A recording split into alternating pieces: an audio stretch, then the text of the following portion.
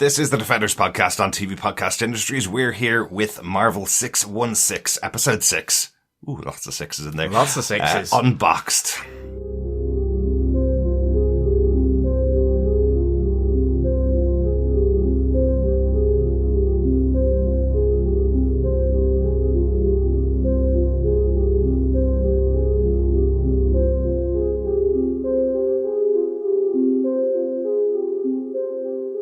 Welcome back once again, fellow Defenders. We are discussing the Marvel Universe once again with our discussion about the documentary series Marvel 616, Episode 6, Unboxed on TV Podcast Industries. I'm one of your hosts, Derek. Hello there, fellow Defenders. I am one of your other hosts, John. Yes, Unboxed. Yes, we are running through this series of Marvel 616 on Disney Plus, already up to episode 6 with just 2 more after this to go. Make sure you subscribe to the podcast over on tvpodcastindustries.com. We will be covering lots of Marvel this year. That's why we're starting out with Marvel 616. If you subscribe to us on tvpodcastindustries.com, you'll get our episodes of WandaVision, which will be coming out from the 15th of January 2021. So we're really looking forward to getting back into Marvel. We did cover so many episodes of Marvel TV over the last couple of years that we just really wanted to settle ourselves back into some Marvel before we get into a new TV series. Absolutely. We're also over on Patreon at patreon.com/TV Podcast Industries. So you can support us any which way you want to, whether subscribing to the podcast or joining us on Patreon as well, where this is currently being published early for our patrons. Yes. If you've been listening on our Patreon feed, you've been getting these a little bit earlier than they went out on our main feed on tvpodcastindustries.com. But let's get into our discussion about the 6th episode of Marvel 616. This is probably the shortest one of all the episodes of the documentary series. I think it's 37 minutes. Yeah, it's just short of 40 minutes long, and it's exploring the relationship, I suppose, between toys and comics primarily. Yeah. I think this very much focuses on it from the industry point of view, being within the industry. Yeah. And it's an interesting one. I would say that possibly so far this is the weakest for me. Yeah, I'd agree. I think whether that was because it was only 38 minutes, and it could have done with the full hour, just to explore maybe the people who collect and buy and who are fans of, toys that are based on comics. Because I don't think, effectively looking at, say, the first 3 episodes of this series where it's all around Marvel and the workings in Marvel on a specific theme, this felt like, we don't know enough about the toy industry to understand it from that point of view. And I think this could have really have done with more of a focus on the collectors and the fans of toys, because and I think that would have really connected it nicely with episode 5 as well, on Suit Up, because the toys are another big part of Comic-Con. The figures, the action figures, from Funko Pops to, really high-end kind of figurines. I remember, one of the years we're at New York Comic Con, Weta Workshop was there, who did everything on Lord of the Rings, and they had a Balrog there for like $1,000. That's right. But it was so well detailed, so nicely done. Yeah. But it wouldn't fit in our house, John. No, that's why you were not allowed to buy it. That's why I was not allowed to buy this. And I think that's the thing. I had, we both have a lot of figurines of Doctor Strange, of Nick Fury, and a whole range of different figurines, a lot of Star Wars stuff. So this felt something like you could immediately connect in with, like with the cosplay stuff. And I just wish they'd focused a bit more on the fans. I think what I can get what they were trying to do. Obviously, the people that are work in the industry, they're trying to show that they are true fans themselves. A lot of them have kind of come from backgrounds of collecting themselves and wanted to do work in the industry. And that's similar to what you were saying earlier on about people that have gotten into comic books as artists or writers, who wanted to work for Marvel. And these are people that wanted to work for toy companies and get to work with Marvel, and they're really excited about it. And I get that, but I suppose probably seeing some of their home collections might have been more interesting. We do see that with 1 or 2 of the people that work there. We see that they are also collectors at home, but it felt a little bit more corporate, I suppose, than and some of the history of the different toys. Like that was kind of one of the interesting parts about this. I think, there's 3 or 4, little kind of parts of this episode that actually are really interesting. And there's one bit about how, toys that were born from comics, but also how then toys influence comics. And that was primarily through Mattel with the Secret Wars events. And then also with Toy Biz, effectively buying Marvel in the 1990s, and bringing Marvel Legends. And I think that was most interesting.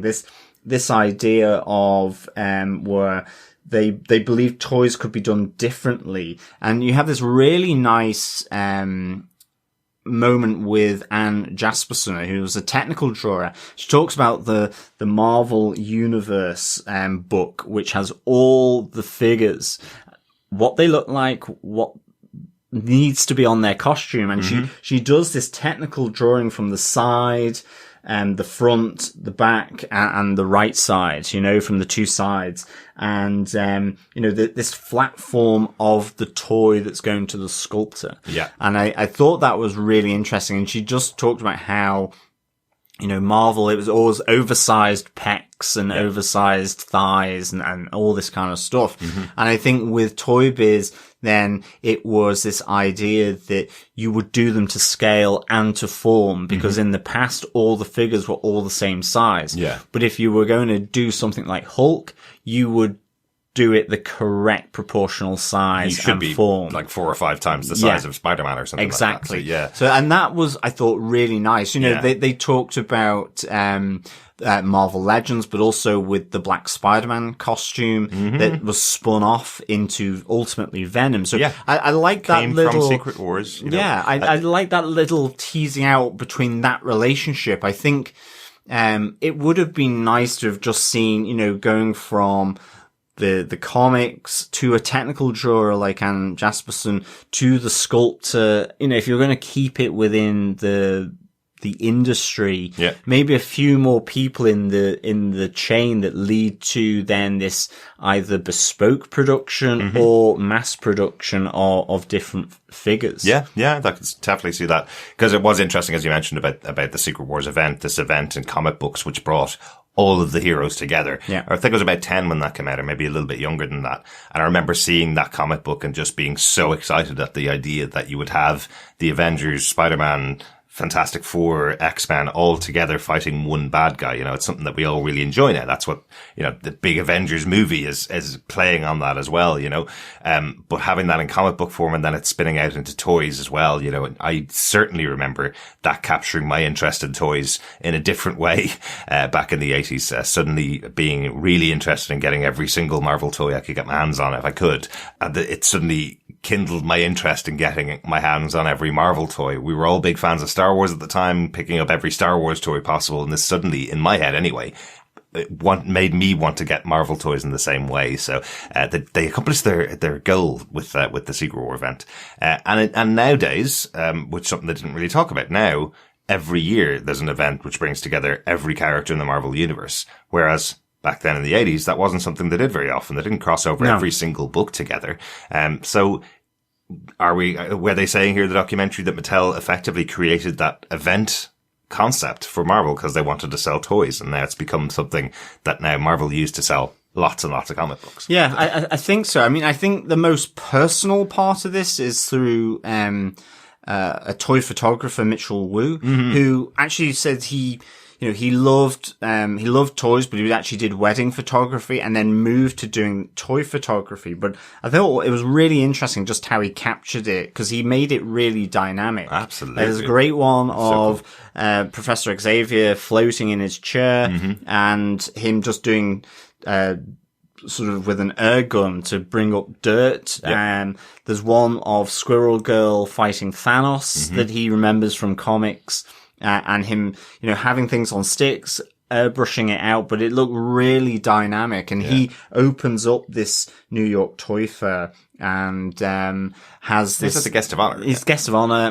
Big scissors to open it up with the ribbon. But he has his exhibition. There's a great one of Hulk with blowing a dandelion. And it's just really nicely done, but it comes from his point of being someone just loving toys as a kid. And that's the only time you really get that sense, from it. As you said, I think, Anne Jasperson mentions about a lot of people in the toy industry, they've never lost their intellectual child for exploring, and they retain that fascination with toys. But in a sense, you don't really get that journey, unfortunately, other than maybe with Mitchell Wu. Yeah. And I think that's another one of the points in this episode that I found pretty interesting. And certainly just how you can take, when they said toy photography, I was just like, well, how is this going to work? Yeah. And I just thought they were just taking photos. And how would you do anything like that? And just what he did with water and dirt and lighting. It was kind of really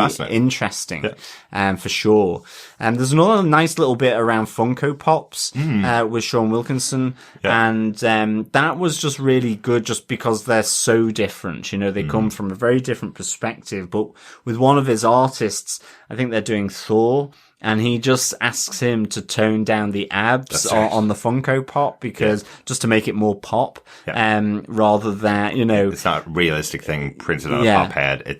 They have to have that certain style that feels like Funko Pop. They are just absolutely massive as an organization. And it's something that you never thought would work. This idea that, they have gone out and sought out every single type of fandom and have created pops around it, like everything from musicians to baseball players and football players and Marvel and Star Wars and TV shows and movies. They've done hundreds of thousands of that's just the same kind of base that makes it look very different. And it's kind of really interesting. It's so intriguing what's behind it. Yeah.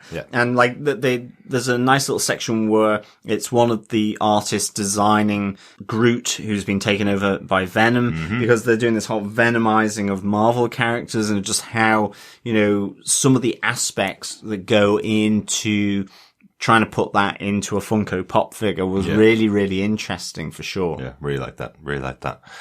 But overall, as you say, this is probably my least favorite of the episodes, but it's probably just because there's so much other stuff you could tell about the story of the relationship between fans and the toys and fans and the figures and everything else that's involved. So I wonder, was there just some other element that they were going to put in there? Like, as I was saying to you, John, before we recorded, that all of the releases of these toys that are done at Toy Fair and are done at places like New York Comic Con are really big. There's people gathered around hours and hours in advance waiting for the release of this, an announcement of this. And it's a very exciting moment for a lot of toy collectors where they didn't capture any of that at all. No, exactly. And it felt like they were missing something. It did. And it's really weird because the little blurb for this episode talks about, exploring the community that's formed between, the comics industry and the toys industry. Yeah. And you don't really get a sense of that community. You just get a sense of the people who work in the toy industry, doing it. And I think if you do, it's mainly with Mitchell Wu. Exactly. Because he is outside of it as a photographer and has worked his way into it, again.